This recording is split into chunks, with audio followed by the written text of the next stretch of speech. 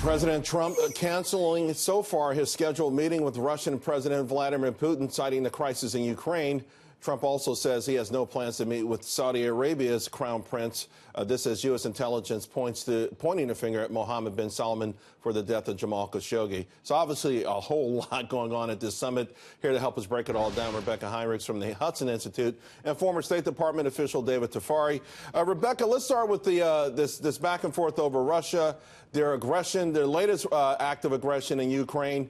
What do you make of it? Is Vladimir Putin again trying to take advantage of all the confusion and around the world? Because it seems like this kind of stuff always happens when other things are blowing up. I think that's exactly right. Putin will push and push as long as he doesn't get pushed back, which is why President Trump, I think, is wise in canceling this meeting with Putin at the G20 summit. And if you notice in the tweet where the president sent out where he said he's going to cancel the meeting because of the Russian act of aggression against these Ukrainian ships. Also, Russia has in their custody these Ukrainian military officials as well.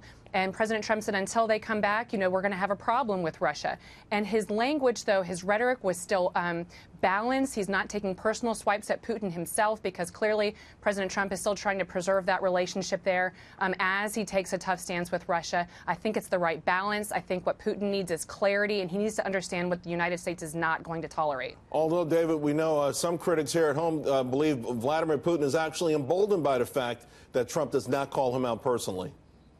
Well, I think that's probably correct. I mean, Putin is watching closely the messaging by President Trump. It really hasn't been that strong on Russia, though, as Rebecca noted, he did the right thing today, which is he canceled his one-on-one meeting with Putin. Now, going into the G20 summit meetings, let's see how he actually interacts with Putin. Will there be a side discussion between them that's more informal? And what kind of messaging will President Trump say in the kind of public meetings and discussions that relate to this? He has to take a strong stand. So as Rebecca said, Putin understands that the U.S. is going to push back on this. This is a significant provocation. Russia, of course, has had its designs on Ukraine since 2014. It's been supporting separatists in eastern Ukraine. But this is the first provocation by the Russian military directly at Ukraine. And that's why it needs strong messaging to counter it. We need to also work with our European allies on sanctions against Russia if Russia doesn't back off. Rebecca, hasn't this administration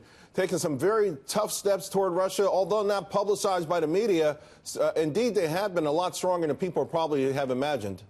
This administration has been incredibly tough as a matter of policy. If you look at what they're doing vis-a-vis Russia, our entire national defense strategy, national security strategy is designed to counter both China and Russia, great power competition. That's something that the Obama administration avoided doing. We're taking it head on. We look at our nuclear posture. It's designed now to deter Russia, to make sure that it doesn't think that it can get away with encroaching on NATO.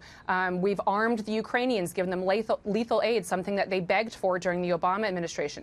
Opening up the energy markets in Eastern Central Europe, the Three Seas Initiative. So this administration has been tough. I would like to see the President Trump being tough. He doesn't need to go full aggressively with his rhetoric against Putin, but just being clear about what he will not tolerate will be great. He can't have a part two with Helsinki with that press conference, Charles. And he needs to be tough this time.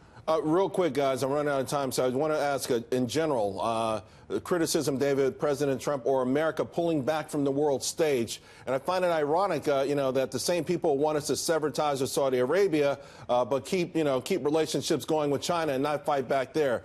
Inconsistency from the foreign press and the media. Where should we be with respect to the world stage? Well, look, nobody said what President Trump has to do here is going to be easy. It's not going to be easy. It wouldn't be easy for any president. So what he has to do is the right messaging towards Russia, towards MBS, and towards Saudi Arabia. We have to keep that alliance with Saudi Arabia. But the president has to be clear, he has to move closer to the position of Congress that we are going to punish Saudi Arabia. We're going to do more than just sanction the 17 people that they sacrificed. And we also have to do, strong messaging with respect to China. That's a really key meeting, that dinner meeting on Saturday where President Trump has to achieve his trade goals with President Xi. Real quick, Rebecca, are we pulling away from the world stage, or are we just asking NATO to pay their fair share? We are not pulling back from the world, Charles. We're trying to reestablish a prudent American foreign policy where our American military is the strongest in the world, where our economy is the strongest in the world, and we're going to wield them to make sure that other people respect what is American interests. We want our alliances to act like alliances, pay their fair share, and cooperate with the United States. Rebecca, David, thank you both very, very much. Appreciate it.